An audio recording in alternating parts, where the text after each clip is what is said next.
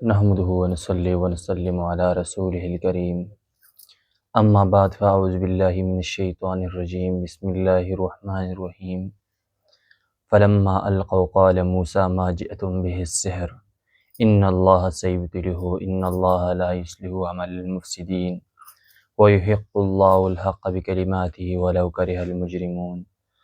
صدق اللہ العظیم۔ سامعین گرامی، میں نے آپ کے سامنے قرآن مجید کی سورۃ یونس کی آیات نمبر 81 اور 82 تلاوت فرمائی ہیں، جس میں جادو کا ذکر ہے۔ اللہ تعالیٰ نے حضرت موسیٰ علیہ السلام کو کیا فرمایا؟ جب جادوگروں نے آ کر حضرت موسیٰ علیہ السلام کے سامنے اپنا جادو ڈالا تو حضرت موسیٰ علیہ السلام نے جواب میں کیا کہا؟ فلما القوا قال موسیٰ ما جئتم به السحر، یہ جو کچھ تم لائے ہو یہ جادو ہے۔ ان اللہ سیبطلہ، اور بے شک اسے اللہ تعالیٰ باطل فرما دیں گے۔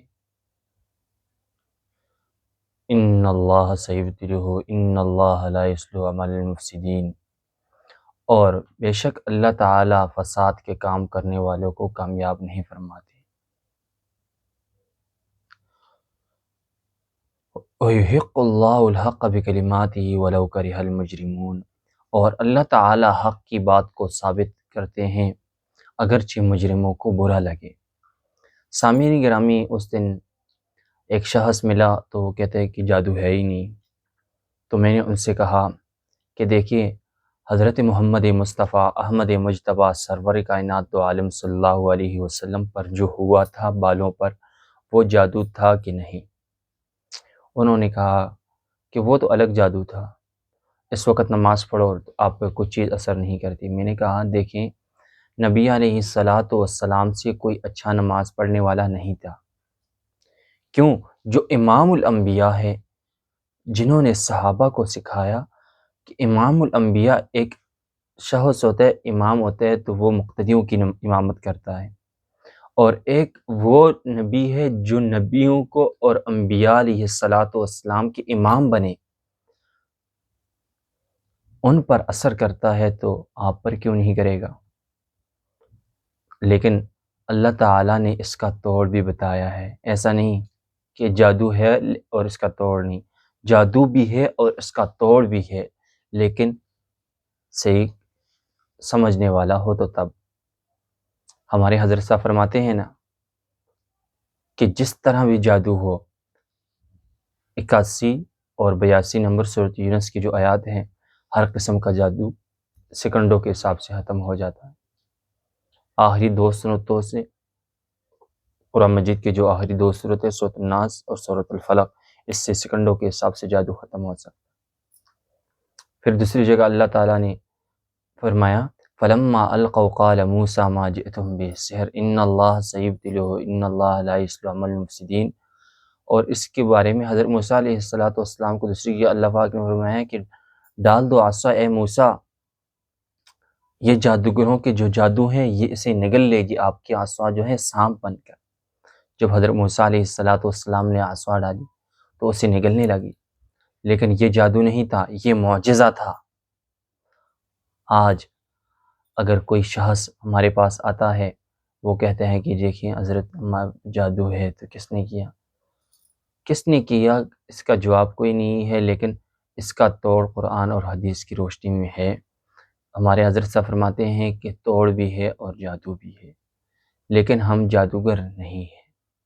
جادو کے توڑ کرتے ہیں قرآن اور حدیث کی روشنی میں، لیکن جس قسم کا بھی جادو ہو تو سورۃ یونس کی آیات نمبر 81 اور 82 سے ختم ہو جاتا ہے اللہ کے فضل و کرم سے، اور آخری دو صورتوں سے بھی ختم ہو جاتا ہے۔ لیکن جو آپ کے ذہن میں آئی، جو آپ کے استخارے میں آئی، اس سے آپ کریں۔ حضرت صاحب فرماتے ہیں، حضرت پیر مفتی سید نور زمان نقشبندی شاذلی رحمۃ اللہ علیہ، جو ہمارے حضرت ہیں، انہوں نے ہمیں فرمایا کہ آپ کے سینے میں، یعنی آپ کے استخارے میں جو بھی ذکر آتا ہے، انشاءاللہ سیکنڈوں کے حساب سے جادو کٹ جائے گا۔ تو میرے تمام دوستوں سے گزارش ہے کہ جادوگروں کے پاس نہ جایا کریں، صحیح سمجھنے والے عالم باعمل کے پاس جائیں جو آپ کا کارڈ بھی کریں اور آپ کو اللہ پاک شفا بھی دے۔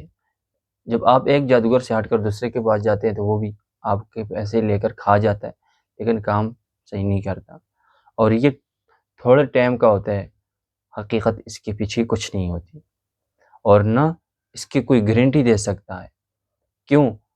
دیکھیں، اگر ایک بندہ کہتا ہے میں گارنٹی سے یہ کام کر کے دیتا ہوں، تو یہ تو اللہ کرنے والی ذات تو کون ہے؟ اللہ کی ہے، مخلوق کچھ نہیں کر سکتی، اور وہ کہتا ہے میں کر کے دوں گا، تو یہ تو خدائی کا دعویٰ کر رہے ہیں، نعوذ باللہ من ذالک۔ ہم یہ نہیں کہتے کہ ہم کر کے دیں گے، دیکھیں ذریعہ ہم ہیں، کرنے والی ذات اللہ کی ہے۔ اگر آپ کا علاج ہمارے پاس ہوا تو ہم کر کے دیں گے، اگر نہ ہوا تو جس کی مقدر میں وہ آپ کا علاج کرے گا۔